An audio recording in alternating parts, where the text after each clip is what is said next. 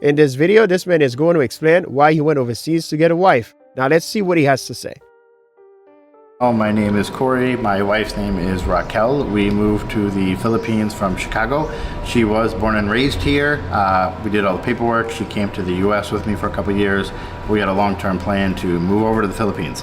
Moving his wife away from the West was actually a good plan, so I'll give him a thumbs up for that. Because you don't want your wife to be around that womanist nonsense. If you can afford to live overseas, I'd say go for it.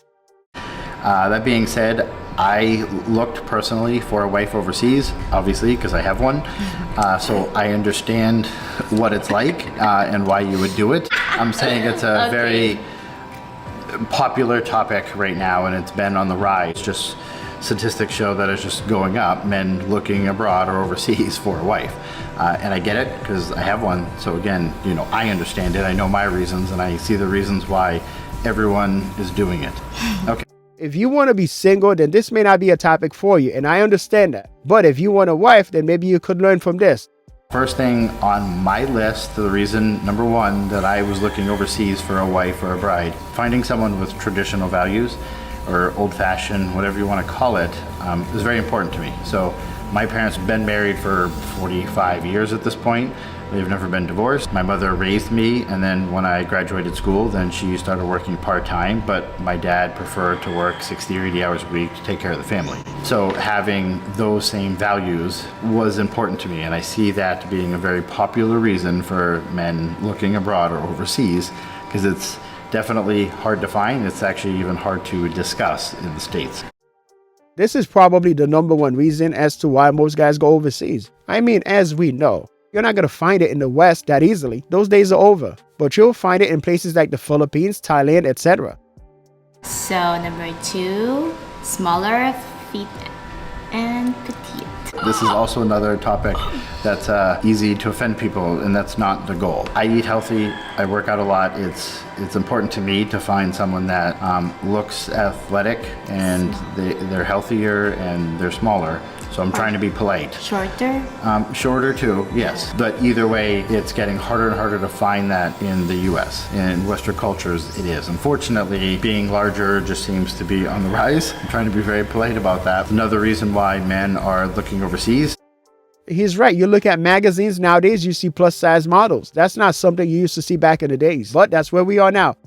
Okay, number 3. Oh, for me, because foreigners are taller and or exotic. Yeah, in the US, I'm 5'10", which means what? It means I'm average, right? Let's just be honest here. 5'10", 5'9", whatever it is, that's just average in the States. Well, the average male in the Philippines is 5'2". So instantly, when I come over here, I'm taller. I have a different skin tone. I have an accent. So instantly, I'm tall, handsome, and exotic. I'm laughing saying that because in the States, I'm average at best. But over here, yeah, she looks at me and thinks I'm tall and handsome, and that's great. I love that. Here's the thing. In the Philippines or Southeast Asia, you don't need to be 6 feet tall.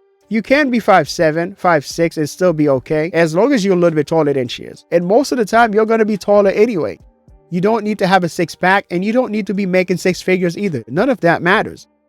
It's nice, everyone look at you. So, it's nice I have husband like this. So yeah, it's just the fact that most Filipino will look at you and there's, oh, it's a foreigner. So it's nice that for me as a wife too. In the States, I would be a 4 or 5. Let's just be honest. Over here, girls look at me and think I'm a 9 or a 10, which is crazy to me, but I enjoy it. Oh yeah, many like try to flirt with him. Oh yeah, no. I'm not, back in the States, I walk through the mall and girls aren't like looking, smiling, and waving, but here, they're always smiling and waving, which is funny. But over here, yeah, it's in our best interest to look overseas because we're taller and more handsome and more exotic. Very rare to say, it's not common, so it's like, look like a celebrity instant. If you ever go to one of the malls in the Philippines by yourself, that's all you're going to see. I mean, all you're going to see is attractive women smiling and waving at you. They can be very approachable and friendly. It is not the same in the US at all.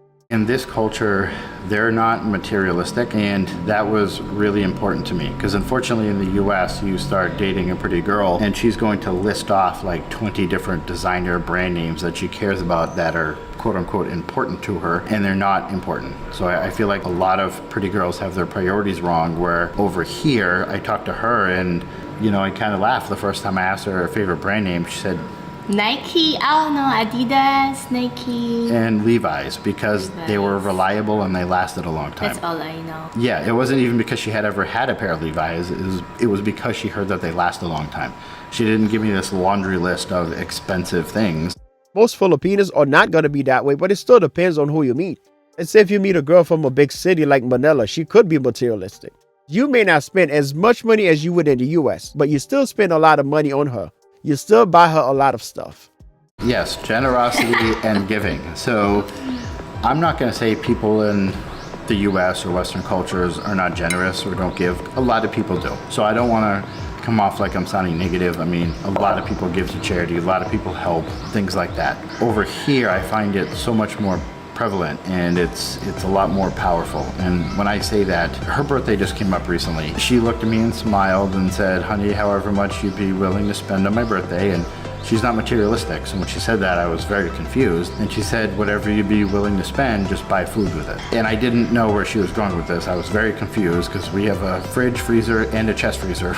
We have food for the next 6 months. So I'm looking at her, wondering what she means. And she explains that for her birthday, she just wanted me to buy as much food as, I'd be willing to buy so she could give it away to people that didn't have food. And finding a beautiful girl in the US with those kind of priorities is more than rare. They do give a lot. They can be very generous. But that's the way it is, though. People who don't have a lot usually give a lot. Filipinos are family-oriented. And that could be a good thing. That could be a bad thing, depending on who you are. Which means if you marry a Filipino, you marry the whole family. So what I'm trying to say is, a lot of times, you're going to be supporting her parents, unless they have money. And if you can't get past that, then you should be good with your wife. I'm saying humble, and I'll keep this brief, but unfortunately in the US, I would ask a lot of girls to rate themselves on 1 to 10, and pretty much everyone would say they were in between a 7 and a 10. Everyone thought they were just awesome, and they were almost perfect looking. And I would usually think they're like a 3 to a 6, but I wouldn't say that to them. And then I meet what I consider to be a beautiful woman, and then she just thinks she's average. Even the 5s here think they're 10s. Nobody's a 10, by the way. It doesn't exist. Commitment over here is taken a lot more seriously. Oh. And I just want to say again, I'm not going to insinuate or say that everyone in Western culture or everyone in the US or Canada doesn't take commitment seriously or marriage seriously. You have to understand over here, divorce is illegal. So when you look at the actual statistics for people that have gone and gotten an annulment, it's less than 4%. And the reason why is because their culture, they're raised to know that divorce is illegal. Only marry the right person because you can only do it once. Unfortunately, in the US, the statistics are 50% or maybe a little over at this point. But it's nice to look for a bride or wife in another country where they take it very seriously. Women in the Philippines, Thailand, or Southeast Asia, they were trained to be wives, and that's why they make better wives than the ones we have over here. My advice to some of you guys who go to bars in the Philippines, Thailand to find wives, please do yourself a favor. Stop trying to turn bar girls into wives. It's never gonna work.